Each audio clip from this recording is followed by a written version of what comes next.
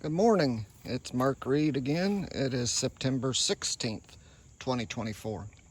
Yesterday I made a video and showed sweet potatoes that had come up volunteer this spring. And I thought today I'd go over ones that I had planted from seeds and the ones that I grew from clones. From the ones that came up volunteer, I only found one that had some potential. There were things I didn't like about it, but it had potential to maybe be one that I wanted to keep.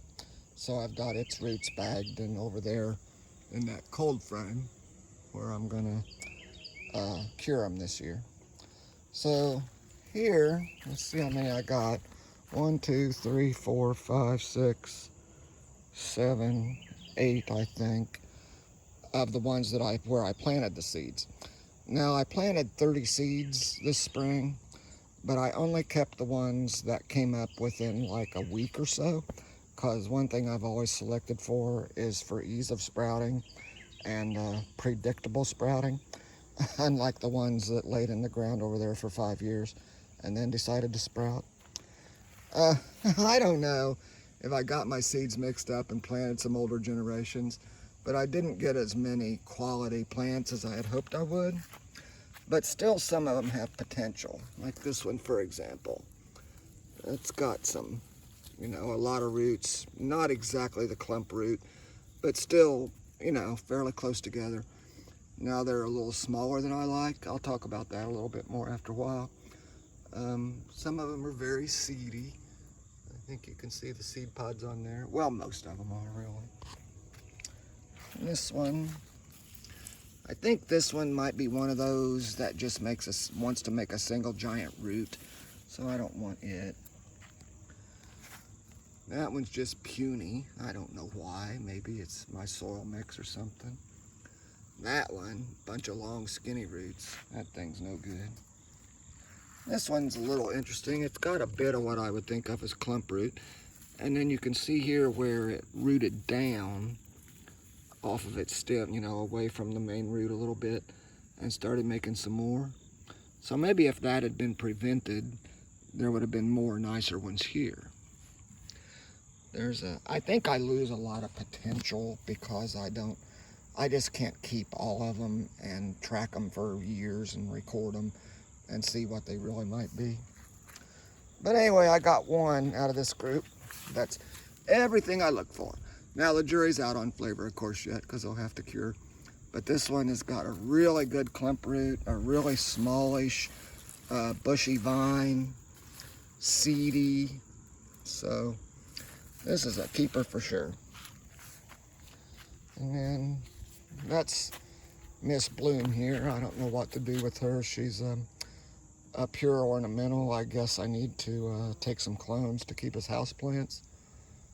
And I'm hoping, since the root that this plant's growing on is the very same root that it first grew when it first came up in 2022, I'm hoping maybe it's large enough that I'll be able to save it like any other sweet potato. The bees are a little mad at me because I've been pulling out all these plants with all these flowers, but I'll leave Miss Bloom here for them. And then to come on down, and these are my clones. These grew from plants that came up in prior years. They've about all got the clump root, but I'm seeing some differences, even differences a little bit between plants. For example, these are both, this one and this one are cloned from the same root. So I don't know if that difference is enough to say that's really a genetic difference or if that's just a quirk of nature. So here, these are what I like to see, these clumps. And I guess just by my selection, they've kind of narrowed down. They're different colors inside. Some are yellow, some are white, some are orange. Every while then there's streaks of purple or whatever. But the leaves tend to be very similar, except in color. I've got one here, has a slightly different leaf shape. Is this it? And that's the primary reason I even kept it.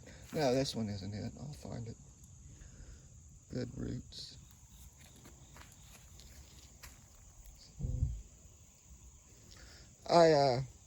My yield isn't as good as I would like to be. I would like it to be, and I think I know why. It's because of soil quality, nutrient levels in the soil. I saw on YouTube just the other day a fella that harvested 95 pounds of Georgia Jet sweet potatoes in a 12-foot row. But then he was nice, and he described his soil recipe with peat moss and organic fertilizer and this and the other. And I'm just kind of too stubborn to do that. I really want mine to grow with what I'm able to provide them without having to go to the store. So, and I had a bit of a disaster with my seeds. I had a little bag tucked in my waistband, and I had a nice bunch of seeds off of these. And it, I don't know, somehow it got turned upside down, and I lost a lot of them, most of them. I was able to go back along and pick up the ones that were still in the capsules, but most of them weren't. So they just fell down in this freshly turned soil, and so I guess there'll be a lot of volunteers next year. Anyway, sweet potato harvesting is about done. I've still got around here and there. I have some other volunteers that were just left where they were when they came up, and I'll be harvesting them. Got some that were tortured and being stuck in the ground late with and not watered at all through the droughts, and they're making a huge amount of seeds. So I'll leave them for now. Anyway, gotta get busy now. Gotta get these all cleaned off, cut off of their vines and into their bags and tagged and into the cold frame over there. And I think a general advice is not to wash them, but I always do. I just gently sprinkle them off with the hose because I don't like that dirt in my storage bin and having to get it off when it comes time to eat them. And I've always done it, and I haven't seen any problem with doing it. So, anyway, that's most of the harvest of sweet potatoes this year. Bye.